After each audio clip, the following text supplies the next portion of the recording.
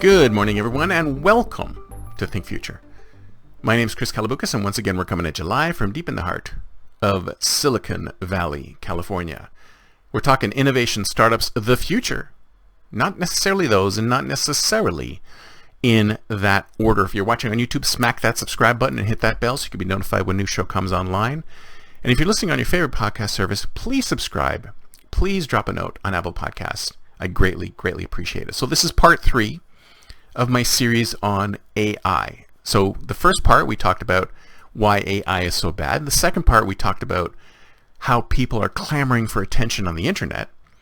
And now we're going to talk a little bit about how that attention, how people clamor for attention.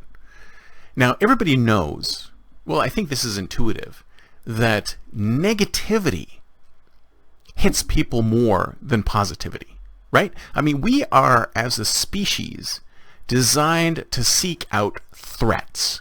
Anything that could kill us or hurt us. That is the first thing that pops into our mind. So when we walk into a new situation, we immediately scan for threats. It's almost completely intuitive. There is no thinking involved. We look for threats. We look for negativity. And of course, the news media gets this. That's why if it bleeds, it leads. We are very receptive to negativity. When there's negativity out there, it comes to us, unless that's the first thing. Like, if you could see a positive outcome and a negative outcome, the negative outcome is the one that comes in front of you. People are more afraid to lose something than they are to not gain something. Negativity captures more attention than positivity. So if negativity captures more attention than positivity, how do people on the internet, in the news media, anyone who's communicating over the internet, capture more attention? Straightforward, isn't it? You capture more attention by being negative, by being shocking. Do you remember the old Howard Stern shock jock sort of thing?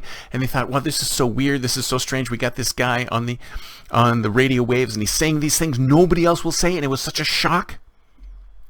Well, we don't have that anymore. Now we have a million Howard Sterns out there, all trying to shock and awe their audience as much as they possibly can so that they can be heard, so that they can capture some attention. So what's happening? Their attention is not, they can't capture any attention, so they're being more and more shocking, more and more negative in their communications online. So when it comes to public communications between individuals who don't know each other, the first thing people do is that they're negative so that they can capture attention. And once they've captured the attention, then they hope that they can continue to capture the attention. And since they've captured their attention by being negative, they continue to be negative in order to continue to capture that attention. But what happens to us? What happens to all of us who get fed negative stuff day after day after day after day? So all of our communications, all of our interactions are negative, because we're trying to capture attention. And we know that capturing attention, it's easier to capture attention with negativity. So if that's the case, we're all being negative on the internet. This is why people, when there's a negative thing, clamor for it, scream for it, pay attention to it. So what do? We create more negativity. We create more clamor.